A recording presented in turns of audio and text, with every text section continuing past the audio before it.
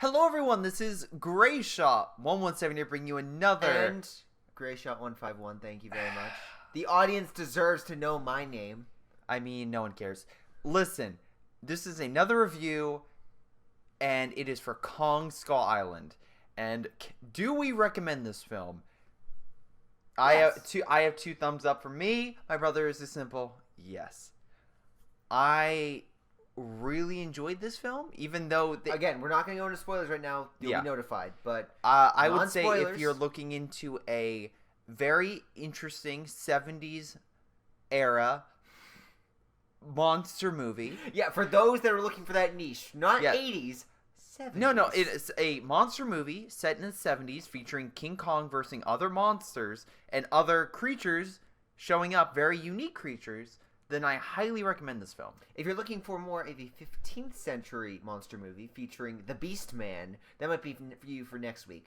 But no, I with no spoilers, I did enjoy this movie. Some parts have a lot of heart, some parts have a lot of action, and yeah, it's good.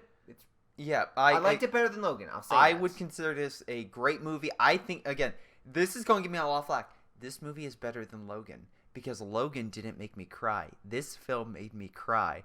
And that is a fact.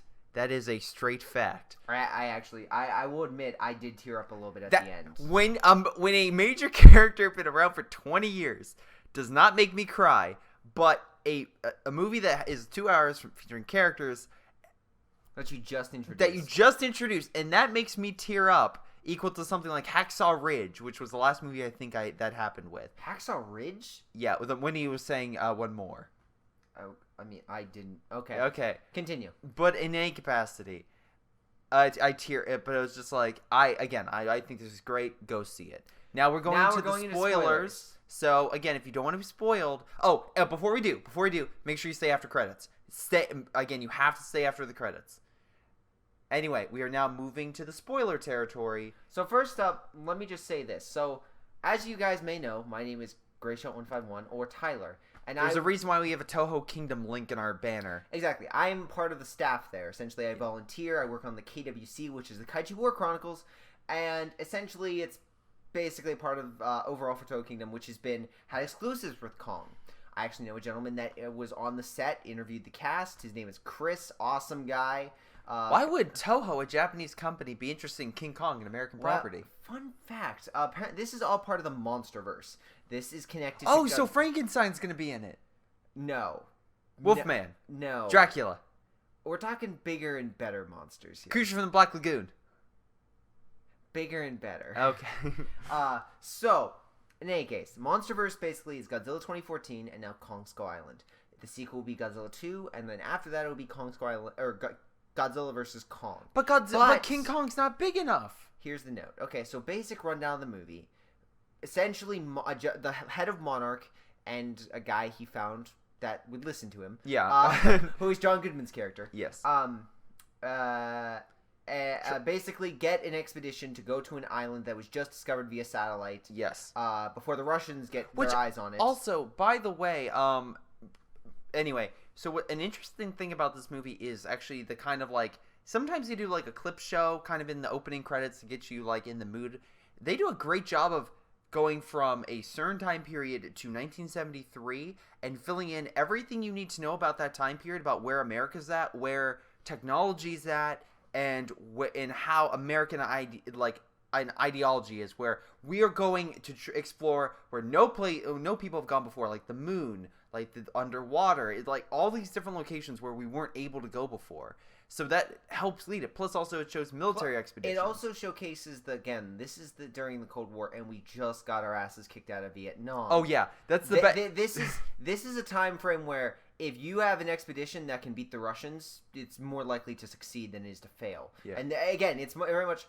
They need public. This is very much military is very negative looking. It's There's certain aspects that are in the opening.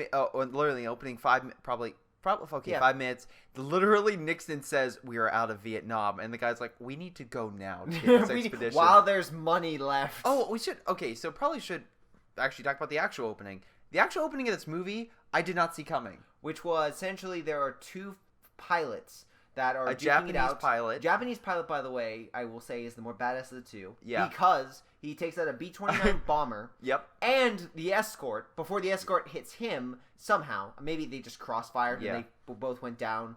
Either way, they end up on the island. They both try to kill each other, and then Kong... Oh, which is hilarious, by the way. Yeah, it's great. Yeah, the American guy's like, I got this. Bang, bang, bang, bang.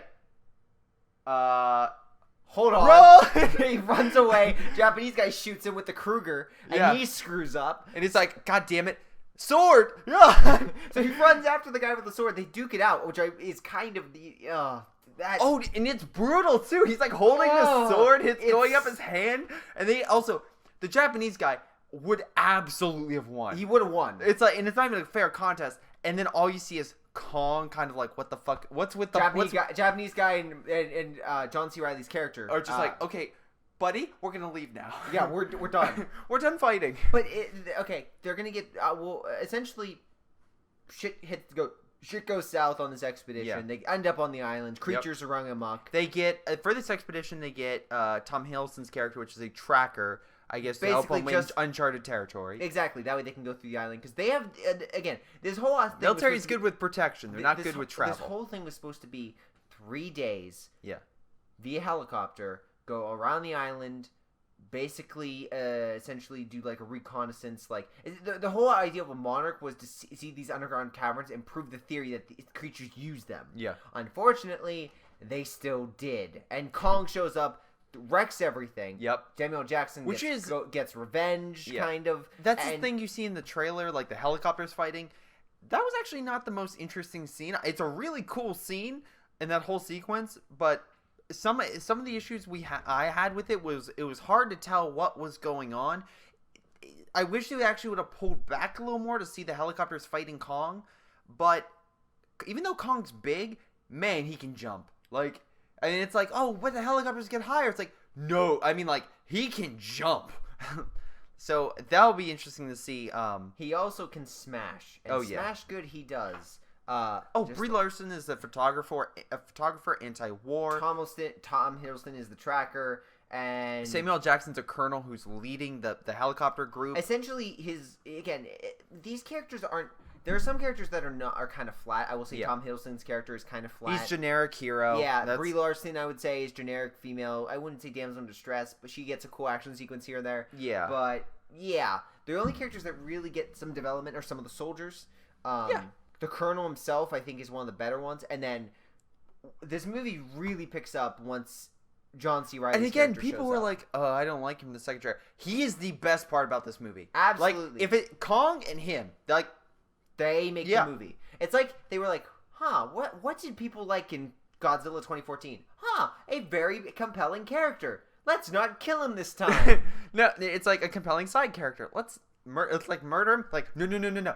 Keep as long as he needs to be. Let's just keep him in there. Oh, and there are, by the way, they make references, stuff like that, to not only future movies, but also just to, like, things in currently. For example, they go into, they just subtly talk about the history of John C. Reilly's character on the island and the people the history who live. Of Kong. Yeah, and it's like, it's not overly forced. It's kind, and I like how it wasn't just. It was kind of just a lot more showing than telling in some certain situations. Like, on the wall, there's, like, all this art and stuff like that. And it's, like, he didn't have to, like, say exactly. But you also see... I also like the idea that, again, Kong is very much... He's a thinking animal. Yeah. And it shows it. Yeah, they show Kong being smart. Yeah, and in both a, attack way as well as a more humbling way. Yes. And very much, he understands that he is a protector of the island. Not so much that... It's his territory. Yeah. But he's also understands that it's his home. These creatures that exist on it, like there's these giant water buffalo creatures. Yeah. He saves one, but he basically has I don't want to say compassion. Oh yeah, a little bit of compassion. Yeah. He sees it in pain and he helps it. That's why I also think that's why the Kongs, again, there were more than one. Also, he's the last one. Also, Kong is, again, the good guy. There's a reason why he attacks the helicopters. Like, oh, Greyshot, he's killing all these Marines. And that's why the Colonel wants to kill him. Or, sorry, the helicopter. Well, they're Marines, right? Air Force. Anyway. In any case, the reason why he attacks them is because basically the charges are attracting the skull crawlers. These things naturally kind of are dormant. Oh, wait, we should probably mention something. apparently underneath the island, there's you never get to see it, but apparently Kong showed up one day on the island, and these skull crawlers come from underground. Apparently underground there's a large cavern where these creatures come from, and again, so what the idea is that there's a possibility of future movies will explore these caverns. They can each be different environments with different sets of creatures, which I guarantee. Yeah. Again, if they come out, that's the big that's the big issue. Is like, what if one of these just opens up and it's next to a major city or just a country? The country could be swallowed by these things. Yeah, these skull crawlers are vicious. They're not.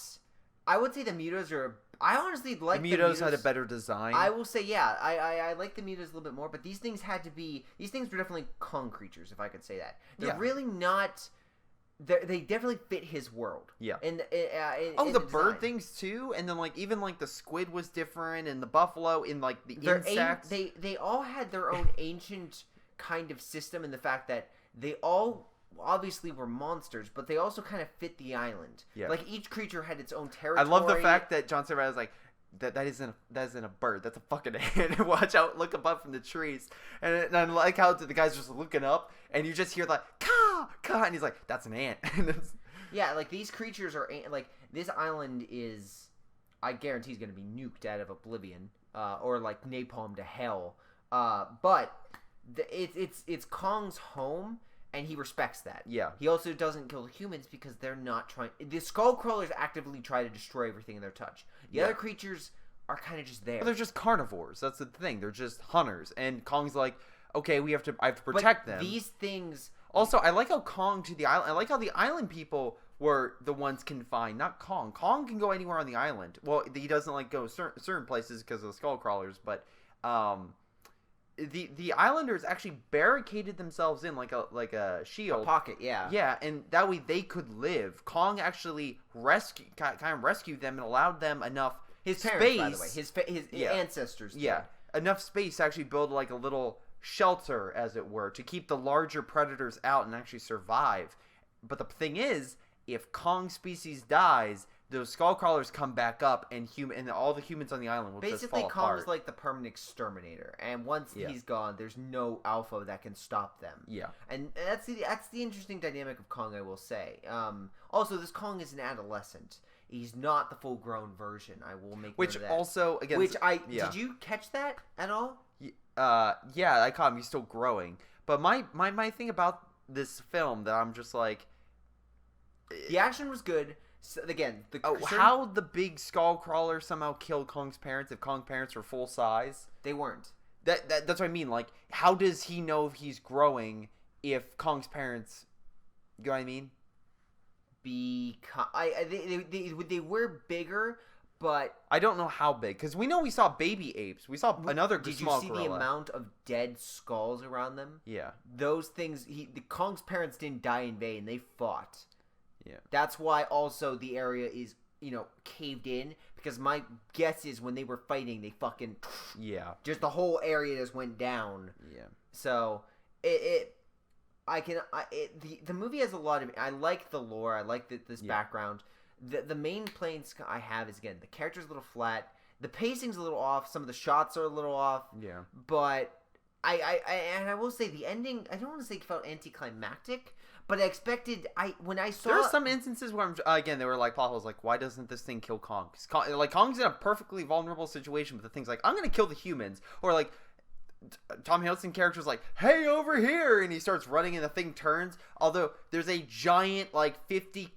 It's like 250 cal machine guns. Like it's a B-29 machine gun. Yeah, it's like the big spear things. It's hooked up on a boat John C. Reilly and firing directly at the John thing's C. Reilly head. and the Japanese guy basically got all the boats, basically all the planes together and made a boat. And this a float, yes. And this thing was heavily armored because I can understand why. At first I was like, that doesn't make any sense. Why would they add that thing?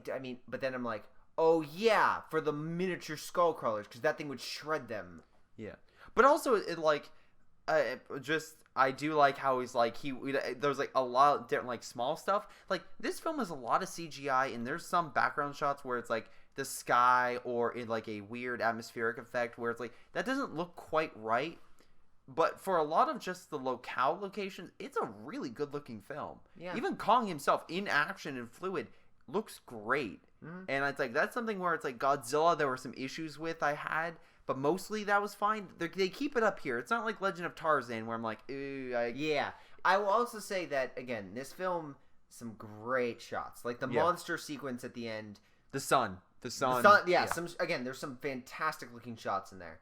And yeah, if you're looking for good monster action, I would highly recommend it. If you're looking for better, I will say this movie has better action than Logan. Logan is a different film, but I will say... No, I'm just saying I felt more compelled with the giant monster. I mean, yes, I like this film more than Logan. Some people die pretty pathetically. Oh, no. There are some pathetic deaths. There's also some gruesome deaths. I wasn't expecting that. Like, there are some deaths I'm just like, oh, wow. Yeah, he just gets murdered. Also, there's some jokes that land, some jokes that don't. But the jokes that land, I did. Maybe it was just our sense of humor. But, like, the jokes about history and military and stuff like that, I'm just like, oh, that's hilarious. What do you mean a Cold War? Does that mean they don't invade in the summer? Like, everyone takes off? I'm like, that, again, I like that. Also, I also like, wait, so did we win the war? Which one? I knew it! Like, it's like, again, John C. Reilly adds a lot of humanity to this film, which was needed. Yes. If he was not in this film, this film would have been worse. This movie would have been far worse. And again, if we're spoilers... The final few minutes where John C. Reilly's character returns home, and you see his that's wife where and I his cried. Kid. That's where, like, they do that so damn well. I'm just like, oh. I shed some tears. It's pretty compelling. Also, though, and he mentioned like when he first starts talking, there's a scene where it's like, I just want my hot dog and a beer, and he looks at it and he starts like weeping, and he looks back at the people he just found. He's like, hi, I'm sorry. No, but the best thing is you're real, right? No, he starts going and he's like he starts trying to eat it, like, and he looks back and yeah, exactly. It's like you're real, right? And I'm just like, oh my god, 28 years with people that don't speak. Oh yeah, the natives really don't talk, and then like I honestly want to see like a book of these two, like the Japanese guy, which probably didn't speak in English. But I mean, John C. Reilly knew Japanese. Yeah, he did. Like I'm guessing they learned. Yeah, but again, it's just like though if you only have two people and you're like stuck in this hellscape for more than half your life. Well, one side wasn't a hellscape. It was 28 years he's on the island, and he was a Japanese guy. He was like a young pilot. He was probably like 20s. Yeah, he's like 50. He spent more than half his life there. Yeah. So again, I did not expect. The PTSD nightmares of that guy. Oh my god! Beats out anyone. I had to fight giant lizards and giant snakes and giant bugs. What did you? I can imagine a therapy group, and he's just like, oh, by the last thing, this film is dripping in 70s. This film does a hell of a job with setting itself in the 70s, and by the way, it's like. Crushes like X-Men Apocalypse and other big blockbusters. Like, we're going to be set in a different time period, but really have barely anything that really sets itself in. This film does. It's great. And again, I love the atmosphere they set in this film. But anyway, this review's getting long. The last thing we want, the last thing is the after credit scene, which features the new head of Mothra. Yeah. Rodan in King Ghidorah. Oh my god, and it's not just By the way, I just want to make note. Wait, can I say something? So, I was going down the list, and you told me to look out for something, like a certain guy's name. And I was looking, and then I saw Toho rights for Godzilla, Rodan, Mothra, and King Ghidorah, and I'm like, why would that be in this film? And I'm like... I just smiled, I just told him, just wait. Yeah, and because my brother's just like, wait, what? And I'm like, I keep going, and I'm like, alright, they're in a boardroom, they're not going to do anything. Then a light comes on, and he showed like a cave and like video of a cave. They also show connections to the Godzilla 2014 film, which was basically the bombs they used to kill it. Yeah, but then you see Godzilla in a cave painting, like, oh yes, and then he's like other kings. You see Rodan. I actually didn't see Mothra all that well, but Mothra was there. I thought it was another version. Mothra was in the top left-hand corner, and she had two very long antennas sticking out, and I was just like, again, the reason why I also get very excited about this is because the design they used for Godzilla was exactly the same design, and I'm being 100%. Yeah, it's the same design they used. If you were to take the animation and just press it against the wall with some minor effects. Yeah. But then these are the going part to be I the freaked out and designs- went like this when they had King Ghidorah like with the 3 heads, like kind of like the signature Ghidorah pose with him menacingly looking down.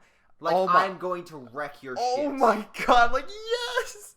Oh no! The best one though was oh shit. And we're back. So basically, Godzilla. There's a shot of Godzilla and King Ghidorah, and you see their 2 atomic. You see Godzilla. You see his something ray. come out of their mouth. Like at the time, like these native people were like, "We have no like this is fire," but it's like, yes. Seeing his reaction was oh my was god, priceless. yeah, like because I knew about this. Yes. I got a guy that I know, Chris, worked, and part of the forum. I kind of got spoiled a little, but I just saw cave paintings. I didn't see them. I just knew cave paintings. I was keeping an eye on the entire credits. I was like, yeah, they gonna maybe is it maybe during this? Yeah. But then as soon as I saw that, I just smirked and I just sat back. I'm like, and I'm just like, yes. But no, the reason why we're excited. Oh, and then they end on Godzilla's roar, and I'm like, yes. But again, the reason why we're excited is because Godzilla 2, Kong, all this is connected. And the reason why I am looking forward to this is because I cannot wait to see more. Yes, are we kind of biased in the regard that we kind of grew up with these giant monster movies? Yes. But I'm still excited to see where these movies go.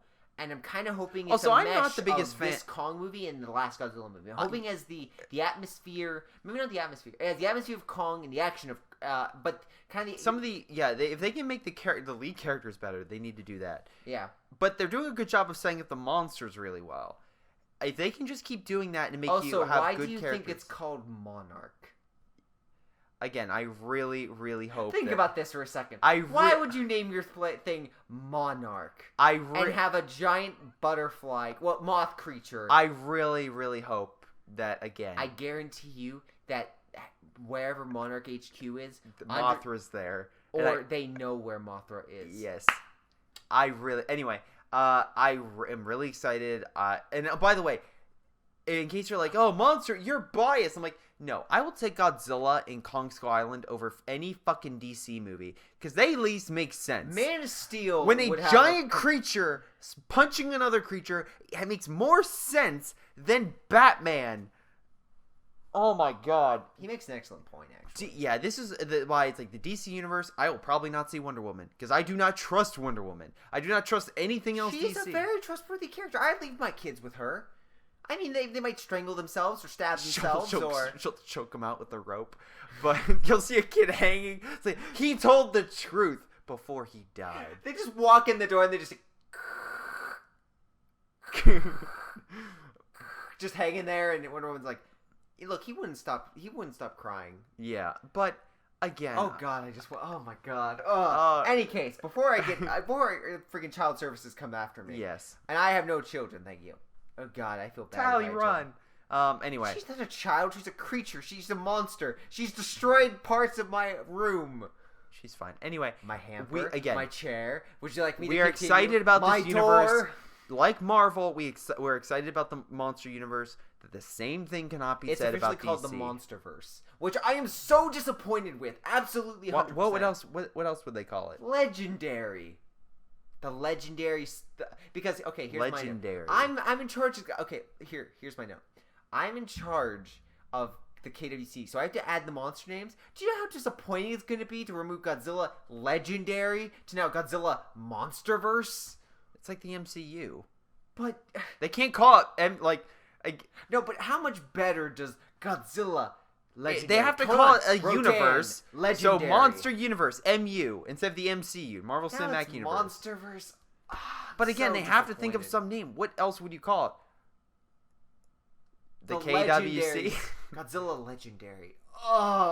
Anyway, the legend. This is Greyshot 117, and the awestruck Greyshot 151. And saddened. Go check out this film. Disheartened. And we'll see you next time when we're gonna go do Life, Beauty and the Beast. I don't know really. Honestly, okay, let's be honest. Life is probably our next one with Ryan Reynolds. I may see Beauty and the Beast. I'm gonna be honest. That may be a solo, but I'm sorry. That's all you. I like the animated original, but anyway. Anyways, see you guys next time. See ya.